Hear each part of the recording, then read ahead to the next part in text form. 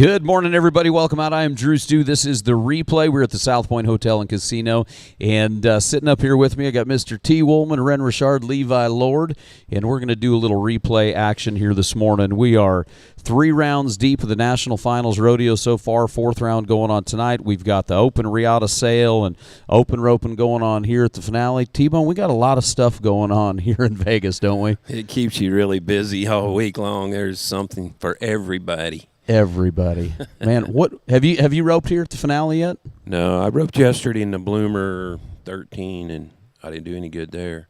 Man, but, we start tomorrow. Maybe. Tomorrow, yeah. Getting her dialed in. Yes, sir. So yesterday I found it out last night. The head horse that won the 14.5 was the same head horse that won the 13.5 yesterday, and it was a father and son from Mexico, and that horse alone. Yeah, Jorge and Orlando Uregi, and I think that horse won $140,000 yesterday or something, $135,000. Looks like a guy need to borrow that one. You need to borrow Sarley. Yeah, I think so. So, man, it was a pretty cool day over here. So, but Levi, it's about time we got some piece of the action, huh, old buddy? Yeah, I mean, not the start we wanted. It's a tough week out here. You know, everybody wants to come and do good right off the bat. It makes it a little easier. We didn't do that. Obviously, Dustin had a little horse trouble the first night, and then I missed a pretty good chance the second night. But to get it turned around somewhat early in the week and get some money on the board and still have quite a few steers left to run feels good. Yeah. I mean, you guys rope so good.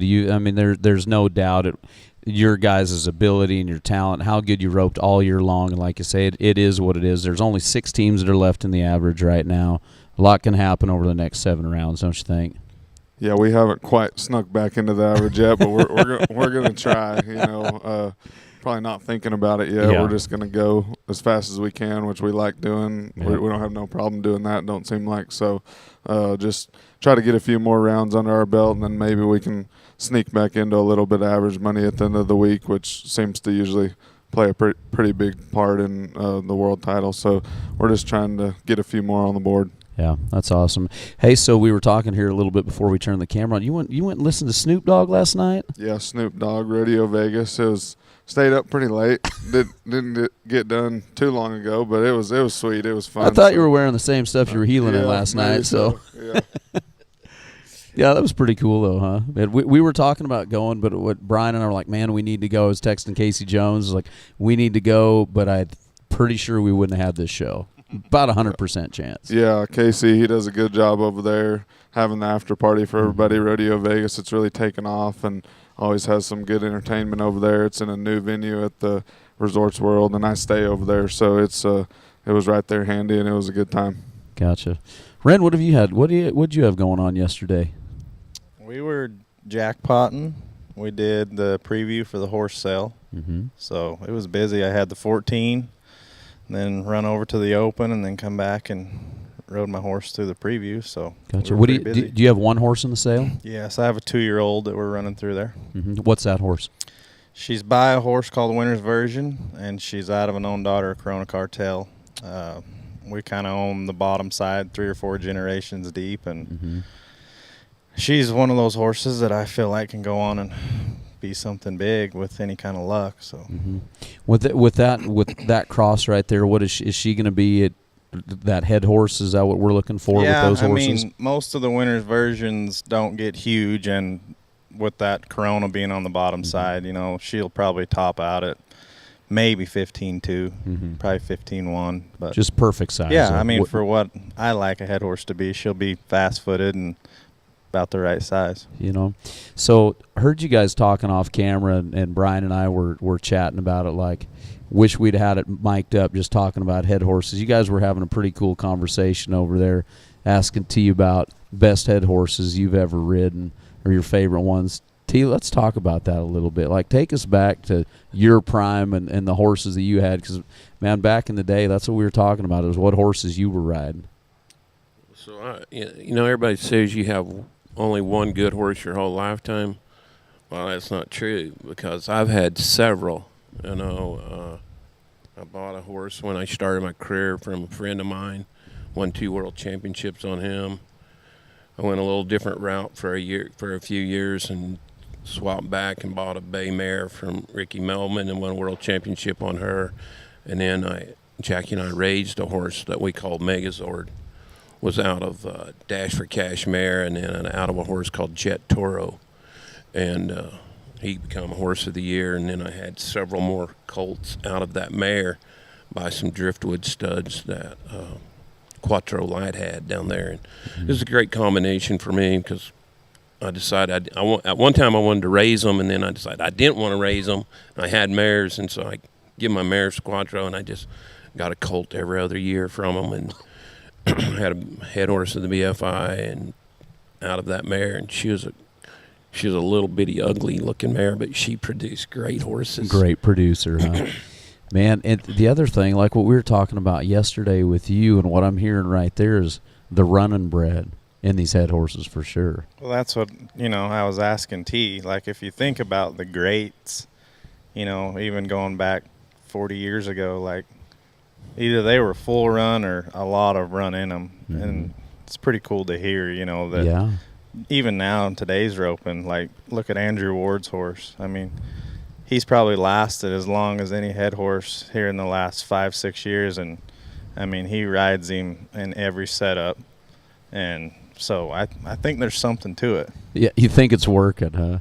I mean, that's what your guys' program, and like you say, looking back there, it's something that I think maybe guys forgot about a little bit or didn't pay attention to, but now more and more when you do put it all together, you guys are absolutely right.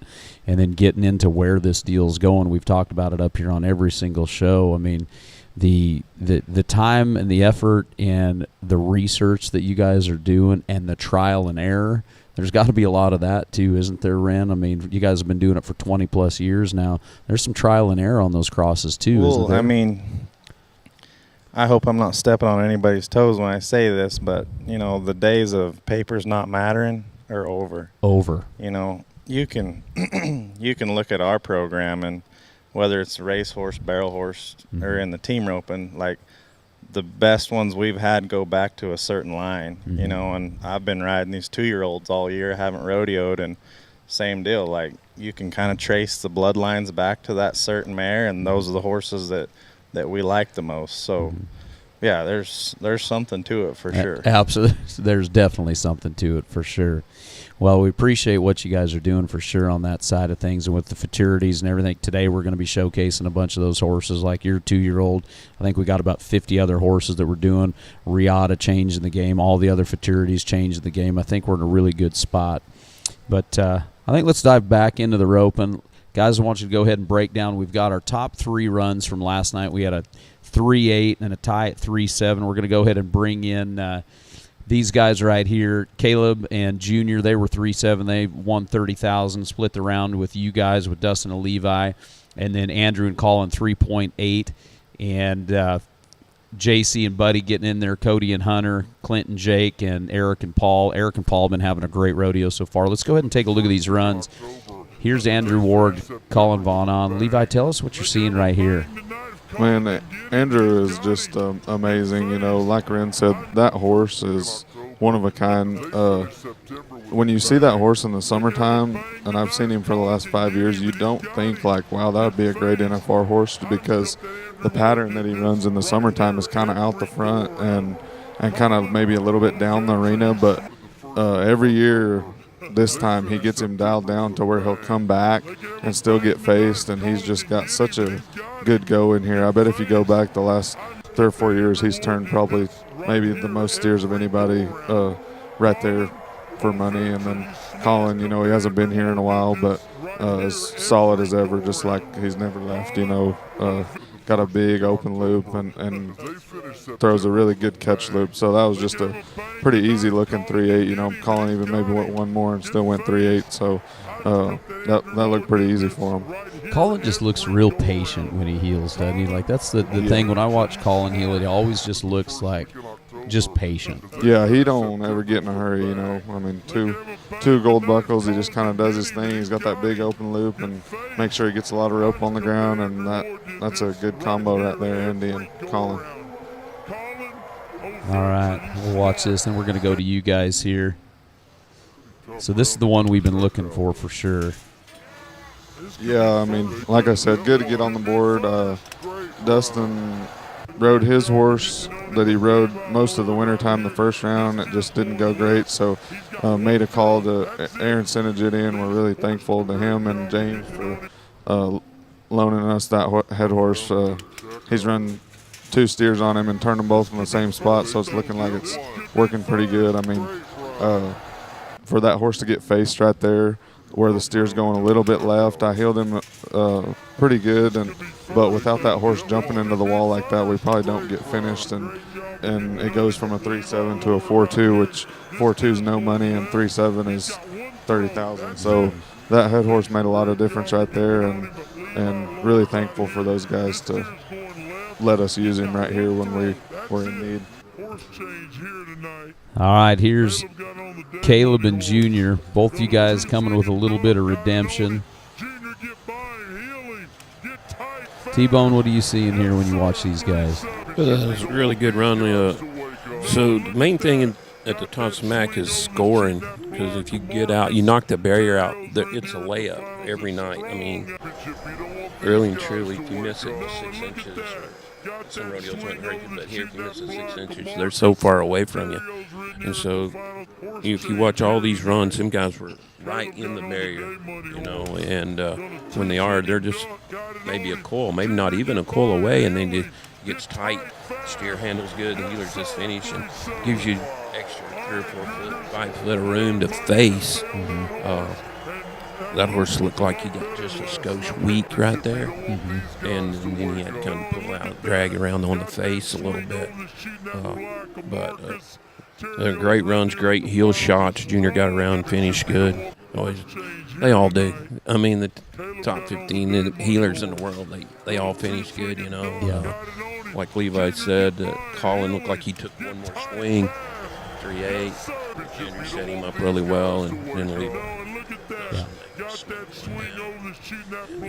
So, you guys that are backed in the box on the head side here, I was talking to a guy yesterday, and he was asking me, which is the worst person in the world to ask, about why the margin why is it so hard to head at the NFR when everybody thinks it should be easy to head at the NFR? You know what I mean? And it's that, you guys have heard that before, because everybody said it, well, it's a short score, it's got to be easy. But isn't that margin for error just even smaller here at the final? Like, you're either on it or you're off it. Right. So it's like a timing almost. It's not really scoring to me when we come here, because it's more like timing and getting your swings up. And these guys got their ropes up way faster than I did back in the day. Our steers were a little bit bigger and a little bigger horns, but still, it was all, for me, at the NFR, was a timing. The steer left, and I was bringing my rope as I was leaving, and they've got a swing off as they're leaving. Yeah. And so I would go a little bit further and try to be shorter rope and handle them. And it is all about the score, because if you miss it, they're so far away from you. Yeah. That's what I tell everybody. I'm like, hey, you don't want to reach because you run out of room too fast. And if they go left, you're in a bind. If they go right, you're in a bind. Yeah. And it's a little different than any place I ever roped at. And I liked it there. It's great. People on top of you, enthusiasm. It's loud, and it gets your heart rate up real quick. But it's all about the head horse scoring and finishing. There's a lot of stuff can happen. Because a time starts and a time stops. Yeah. And so it's a start and finish. Yeah. And if you got one that can really face and take a step back, if he has a little bit of room and can take a step back, they'll pop that flag every time. Yeah. Yeah. What do you think, Rhen? I think one thing that probably gets overlooked here a little bit is the heelers being able to get a good start.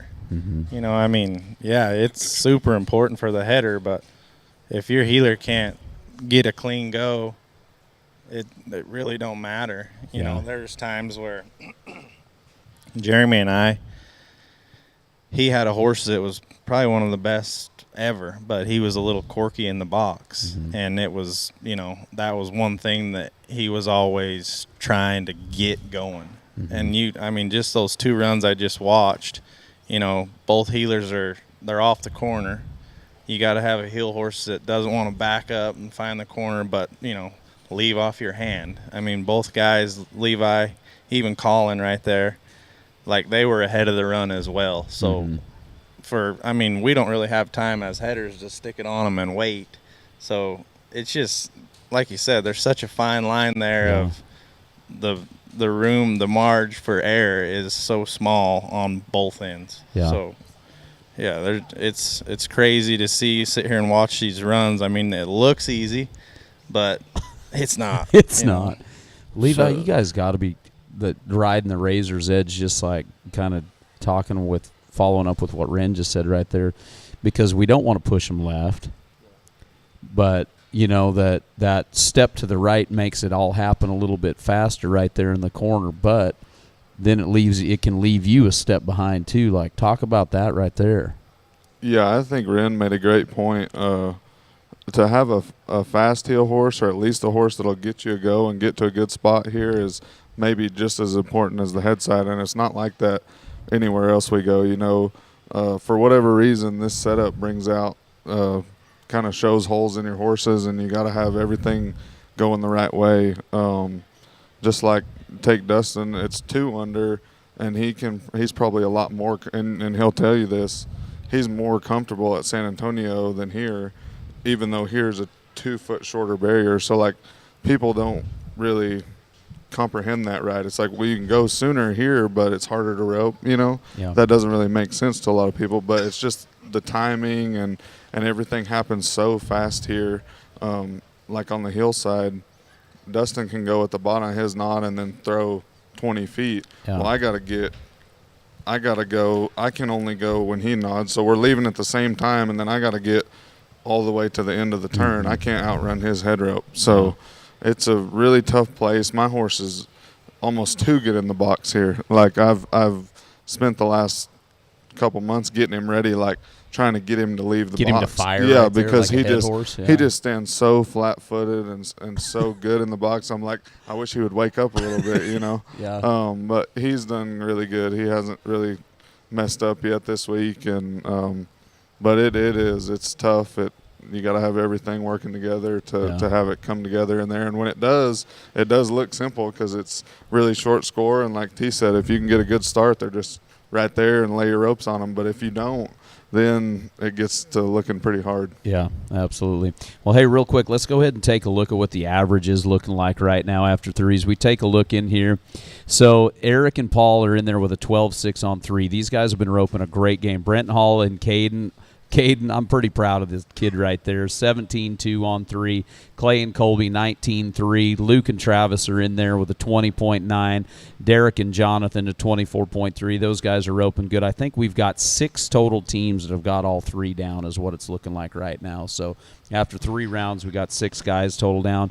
Let's go ahead and take a look at the world standings right now. As it sits today, T-Wade with 269 after those first 2 go-round wins. Dustin with a 241. Caleb at 217. Coleman and Brenton.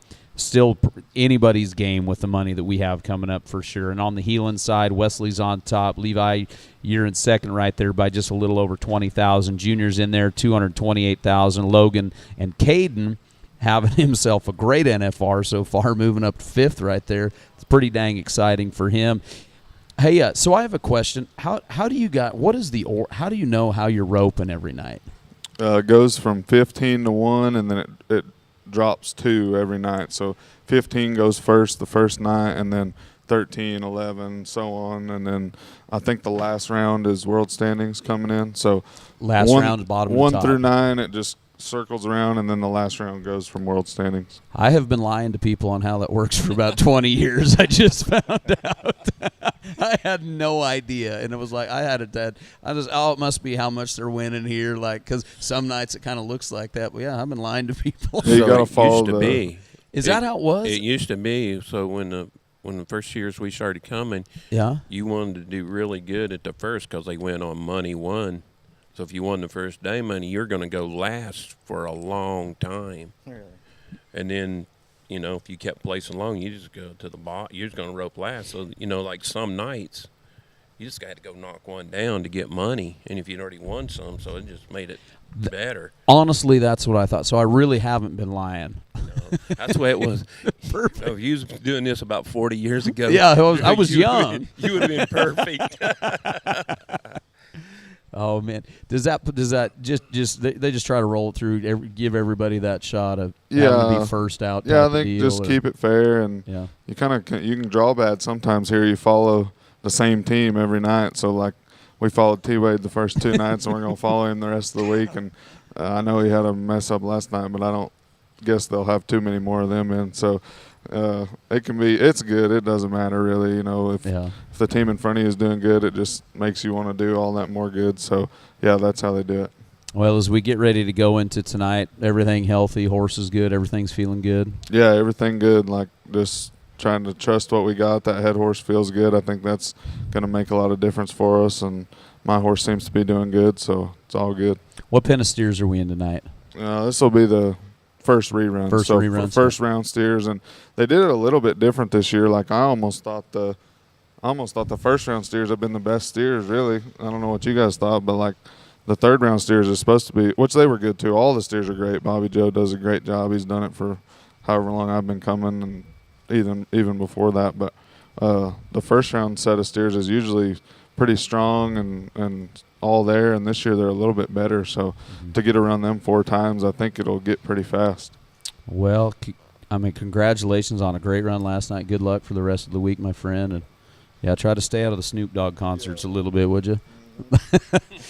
Well, everybody, T-Bone, Rhen, thanks for coming out and hanging out with us. It's an early morning here today at the replay. We have got a big day here at the South Point Hotel and Casino. We've got the Riata horse sale is going to be kicking off at 11 o'clock. And then we've got the open roping that's going to be coming up, brought to you by Riata right after that. It's going to be a whole lot of fun. If you are anywhere around Las Vegas, you want to come and see the way this arena is set up, you've never seen a horse sale like it. I mean, it looks like we're going to be going to Keeneland. T, did you walk over there and look at that? That's something. I did look over there. I seen them last night building it, and then I was like, wondering what they're going to do. And then this morning when Brian brought me in, he said, look at this. And I'm like, wow, it's something. It is something to see. Yeah, you need to walk over and look. It's going to be it's going to be a show. It's going to be a show. It's going to be a heck of a horse sale. I think they got right around 50 horses brought in there. We got some of the best people in the world bringing their horses in, like Rhen and Chad and Paige Turner brought some great horses. Trip Townsend has got a great horse. Holy moly. I mean, there's some good ones. Did they say Snoop Dogg was an auctioneer? Yeah, Snoop's going to da-da-da-da-da. I hope he's buying one, too. Yeah, if he brings his money for sure. Oh, man. Yeah, well, guys, thanks again for coming up here. Got a great sale, and everybody, you can watch that open later today. That's going to be on WSTroping.com. For any of you that are Keycard or Keycard Max members, you can watch that, or you can also buy that live pay-per-view. It's just a little bit of money to watch all the greatest ropers in the world that are not down there roping with these guys at the Thomas and Mack. On behalf of everybody here, I am DruStew. This has been The Replay. We will catch you in a little bit, everybody.